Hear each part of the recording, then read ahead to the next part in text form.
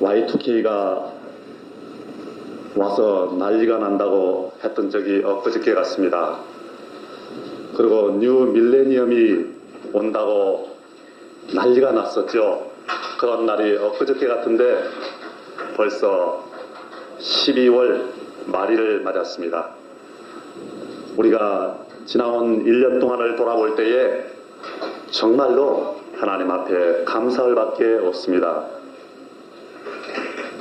오늘은 시편 136편 1절부터 26절 말씀을 중심으로 여호와께 감사하라, 이런 제목으로 하나님의 말씀을 대언하고자 합니다. 여러분, 기도는 우리 하나님의 자녀들의 특권입니다. 그런데 우리의 기도는 신앙이 성장함에 따라서 변해가는 것입니다. 기도는 신앙을 성장시키고 신앙은 기도를 성장시키다. 기도는 신앙을 성장시키고 신앙은 기도를 성장시킨다, 이렇게 말할 수가 있습니다. 여러분, 우리 자녀가 어린아이 때에는 한밤중에도 아이스크림을 달라, 피자를 사달라, 입만 열면은 먹을 것 달라 그럽니다. 그리고 학교에 입학을 하게 되면은 조금 관점이 바뀌죠. 용돈. 이 용돈으로 구호가 바뀝니다. 누구는 일주일에 10,000원씩 받는다는데 그거죠. 그러나 어른이 되면은 이제 달라집니다. 부모의 마음을 알고 그 고통을 이해할 줄 알고 어떻게 하면은 그 고통을 조금이라도 덜어드릴 수 있을까, 그렇게 바뀌는 것입니다. 이 망난이나 유산을 달라고 그러죠. 미리. 그런 사람을 누가복음 15장은 탕자라고 말씀을 하고 있지 않습니까? 우리는 하나님의 아들들입니다. 남녀를 불문하고 아들이에요. 이 세상에 살 때 아들이 있고 딸이 있고 다르지, 하늘나라에서는 전부 다 하나님의 아들인 것입니다. 아들은 아들인데 영의 아들이에요. 우리가 하나님의 아들로서 초신자 때에는 매일 육적인 것을 달라고 부르짖습니다. 사업이 잘 되게 좀 해주시옵소서. 또 집을 좀 해결해 주시옵소서. 월세인데 전세로 좀 가게 해주시옵소서. 이 전세에서 다세대 주택을 좀 구입하게 해주시옵소서. 또 다세대 주택에서 아파트를 좀 구입하게 해주시옵소서. 돈을 좀 잘 벌게 해주시옵소서. 이게 항상 제목입니다. 믿기는 믿는데 예수님은 내가 하는 일을 좀 도와주는 자 정도로 대접을 하는 것입니다. 내가 목적이고 주님은 수단인 것입니다. 예를 들어서 내 마음의 문에다가 문패를 다는 걸로 치면은 한 개의 문패를 다는데 예수님 이름은 없고 내 이름만 있는 거예요. 그런데 신앙이 조금 자라면은 이제 예수님을 섬기기는 섬기는데 나도 한 50% 정도는 지분을 갖겠다는 것입니다. 그런 자세예요. 예수님의 말씀을 참고해서 내가 결정할 때도 있어요. 계산을 해봐가지고 예수님 말씀이 옳은 것 같으면 그 말씀대로 믿습니다 하고 따라갑니다. 그러나 내 생각이 옳은 것 같으면 예수님 잠깐만 좀 참으세요 하고 내 생각대로 해요. 기도할 때도 이럽니다. 주님, 내가 이것 드릴 테니까 주님은 저거 주시옵소서. 그렇게 기도를 해요. 문패를 우리 마음의 문에 거는 걸로 치면은 2개의 문패를 겁니다. 내 이름 하나, 예수님 하나. 편리할 대로 하는 거죠. 그러나 이제 신앙이 성장하게 되면은 하나님의 마음을 헤아릴 줄 알게 돼요. 그래서 무조건 감사하는 것입니다.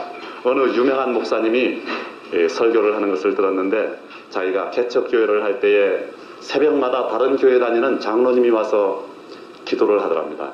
그런데 기도를 하는데 기도하는 내용이 뭐 장황하게 늘어놓고 하는 것이 아니라 1시간 내내 하는 것이 그저 감사합니다. 그저 감사합니다. 그러다가 하더랍니다. 그래서 그분이 혼자 생각을 하기를, 야, 나는 달라 할 것도 많고 구할 것도 많은데 저 사람은 무슨 기도를 저렇게 하느냐, 무슨 기도가 저래, 그렇게 생각을 했대요. 그런데 후일에 가서야, 야, 그것보다 좋은 기도가 없다, 그러는 것을 깨달았다고 합니다. 여러분도 기도할 말이 없으면 그저 감사합니다. 그렇게 기도하시기 바랍니다. 이렇게 성장한 신앙은 이 마음의 문에다가 문패를 다는 걸로 치면 1개를 답니다. 내 이름을 없고 예수님 이름만 있어요. 예수님 이름만 하나만 달게 되는 것입니다. 여러분은 지금 어떤 단계에 와 계십니까? 무조건 감사하는 단계가 돼야 돼요. 무엇을 감사할까요? 그러면 여러분, 지난 한 해 동안만 생각해 볼지라도 우리가 감사할 게 얼마나 많습니까? 좀 지난 이야기입니다만은 저는 고등학교 다닐 때에 기차를 타고 가는데, 친구들하고 여행을 하는데 그 승강구에 서가지고 손을 이렇게 내밀고 갔어요. 여름인데 아주 시원하더라고요. 한참 가는데 갑자기 친구가 툭 쳐요. 그래서 얼른 이렇게 했더니 보니까 큰 전봇대가 하나 싹 지나가요. 그냥 놔뒀다면 큰일 날 뻔했어요. 그때는 그 친구한테 참 감사하게 생각을 했었습니다. 그리고 몇 년 전에는 그 오토바이 사고가 났는데 이 차 중앙선에 소나무들을 쭉 심어놨었어요. 근데 오토바이에서 튕겨져 나와가지고 그 소나무에 다리를 부딪혔었습니다. 뼈가 좀 금이 갔었는데 그 소나무들은 중간중간에 가지를 쳐가지고 이 가지가 치면은 뾰족뾰족하게 나와 있잖아요.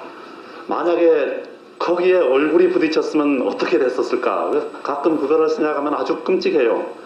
그런데 기도할 때 무시로 그때 누가 구해준 줄 아느냐? 바로 나였다. 그렇게 하나님이 말씀하시는 것 같아요. 그런 것을 생각할 때 참 감사합니다. 우리에게는 하여간 감사할 일밖에 없어요. 시편 50편 23절을 보면은 감사로 제사를 드리는 자가 나를 영화롭게 하나니 그 행위를 옳게 하는 자에게 내가 하나님의 구원을 보이리라. 그렇게 말씀하고 있어요. 감사로 제사를 드릴 때에 하나님께서 영광을 받으시고 그 행위를 옳게 보겠다는 것입니다. 그러면 우리가 이 하나님 참 감사한데 어떤 하나님께 감사할까요? 첫 번째, 영육을 창조하신 창조주 하나님께 감사하라는 것입니다. 오늘 본문 1절에서 9절을 보면은 이 시편 기자는 창조주 하나님께 감사했었습니다. 이 성부 하나님이시죠. 창조주 하나님은 모든 신보다도 우월하시며 모든 주보다도 우월하다고 말씀하고 있어요. 그분은 천지를 지으신 하나님이신 것입니다. 기사를 행하시며 하늘과 땅과 큰 별들을 지으셨어요. 해로 낮을 주관케 하시며 달과 별들로 밤을 주관케 하셨어요. 그분은 우주 자연의 법칙을 만드셨습니다. 그리고 그 법칙에 따라서 만물이 움직이게 하십니다. 여러분, 요즘 화성에 물의 흔적이 있다고 난리입니다. 그리고 금성에도 목성에도 물의 흔적이 발견됐다고 난리예요. 그러나 그곳에는 온도가 너무 낮아서 이 생명체가 살 수가 없습니다.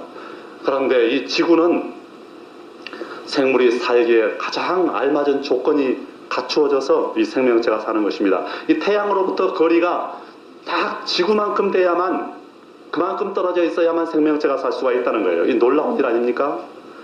또한 이 창조주 하나님은 우리 인간을 지으신 분이신 것입니다. 그래서 우리는 그분을 아버지라고 불러요. 인간을 지으시되 영혼만 짓지 않고, 영혼만 지었으면 유령 아닙니까? 또 육체만 짓지 않고, 육체만 있다면 시체 아닙니까? 둘 다 사람이라고 할 수 없죠. 이 영혼과 육체로 우리를 지으셨어요. 하나님은 이 우리 육체를 지었는데 정말로 신묘막측하게 지었어요.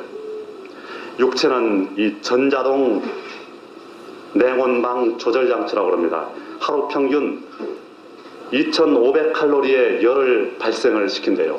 그것은 커피 25잔을 끓일 수 있는 열량이라고 합니다. 그리고 우리의 뇌는 자율신경 온도 조절장치라고 합니다. 몸이 덥거나 추우면 이 대뇌에서 혈액순환과 그 땀으로 열을 발산량을 조절한다고 해요. 그리고 1000만 개의 신경세포로 되어 있는 뇌는 0.07볼트의 전기를 낸다고 합니다. 또한 우리의 눈은 자동 조절 장치예요. 아무리 세밀한 카메라라도 이 눈처럼 자동 조절할 수가 없다고 합니다. 그리고 우리 안구에는 약 1억 개의 신경세포가 있어서 거리와 광도를 조절하고 이 색상을 구별을 해낸다고 합니다. 또 눈은 30만 개의 회로로 대뇌와 연결이 되어 있어가지고 꽃을 보면은 이 수천 개의 회로가 작동을 해가지고 꽃의 크기와 모양과 색깔과 같은 것을 분별해 낸다고 합니다. 또 귀를 보십시다. 우리 피아노는 88건반이지만은 귀는 1500개의 건반을 가지고 있다고 그래요. 그래서 청각신경은 아주 예민하기 때문에 방음만 완전하게 된다면 우리 살에서 피가 흐르는 것도 들을 수가 있다고 합니다. 또 심장에 연결되어 있는 혈관을 한 줄로 쫙 늘린다면은 1만 마일이 넘으며 또 하루 평균 10만 번 이상 고동을 한대요. 아주 과로할 지경이죠. 그러나 1초당 15분의 4초씩 휴식을 한다 그럽니다. 그러니까 하루 6시간 정도 쉬는 셈이래요. 그런데 더욱 놀라운 것은 우리에게 마음을 주셨다는 사실인 것입니다. 마음은 인간에게만 있는 것으로 이 세상 어떤 것하고도 비교할 수가 없는 것입니다. 또한 인간의 신체에는 이 엄청난 비밀이 간직되어 있대요. 하나님께서 인간을 창조하실 때 이렇게 정교하게 만드셨어요. 하나님의 지혜가 얼마나 놀랍고 인간에게 쏟으시는 그 사랑이 얼마나 위대한지 몰라요. 인간의 세포 안에는 디옥시리보핵산이라는 것이 있는데 이게 DNA라고 그러죠. 이것이 유전자를 형성을 합니다. 이 DNA를 포함하고 있는 세포를 갖다가 U라고 그러는데요. YOU, 당신이라는 뜻이죠. 같죠? U. 그 DNA의 1조분의 2로 어떤 종류의 사람이 되는가 하는 것이 결정된다고 합니다. 지구상에 있는 60억 인구가 태어나는데 필요한 DNA는 그 양은 아스피린 2알 정도면 충분하다고 합니다. 그리고 U 안에 있는 첫 DNA가 인체의 신체 청사진을 1000권 정도의 분량을 보유하고 있다고 그래요. 그래서 이 머리와 눈의 색깔이라든지 코의 모양, 발의 길이와 같은 인간의 신체 기능을 형성하는 모든 청사진을 다 그 속에 보유하고 있다는 것입니다. 또 우리 세포의 삶의 주기는 2, 3년이면 끝이 난대요. 그러니까 2, 3년마다 인체가 재생되는 셈이죠. 이것이 이제 동시에 그러는 것이 아니라 서로 간격을 두고 하게 되니까 이 뇌세포를 제외한 인체의 모든 세포는 7년이면은 완전히 새 것으로 바뀐대요. 새 몸으로 바뀌는 거예요. 그러니까 사람이 계속 사람이지만은 세포로 따지면 완전히 다른 생명체일 수 있죠. 그리고 뇌세포는 수백만 개로 불어나지만은 일생 동안 계속 살아남아서 옛 일을 기억할 수 있다는 것입니다. 이 원청사진 DNA는 일생 동안 또 세포 안에 남아있게 돼요. 인간의 이 신체 안에 이루어놓으신 하나님의 기적인 것입니다. 기적은 이것으로 끝나지 않습니다. 이 대강 살펴보는 것이고 우리가 알지 못하는 것이 얼마나 많겠습니까? 이 감탄의 연속인 것입니다.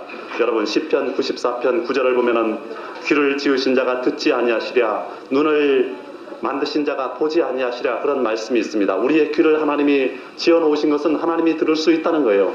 우리의 귀를 지으신 하나님께서 우리가 기도할 때 듣지 않겠습니까? 우리에게 눈을 만들어주신 하나님은 보실 수 있다는 거예요. 자신이 보실 수 있기 때문에 그 형상을 따라서 우리에게 눈을 만들지 않았겠습니까? 우리의 처한 형편을 하나님께서 다 아시고 들으실 수 있다는 거예요.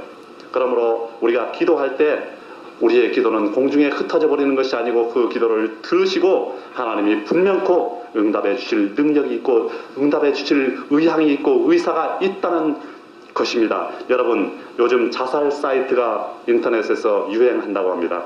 그러나 우리의 신체에 이토록 하나님의 정성이 들어간 것을 안다면 어찌 감히 자살을 생각조차 할 수 있겠습니까? 하나님은 우리의 육체와 영혼을 창조하신 창조주 하나님이신 것입니다. 이 창조주 하나님께 감사하는 여러분이 되시기 바랍니다. 두 번째로 죄에서 구원해 주신 구원자 하나님께 감사하라는 것입니다.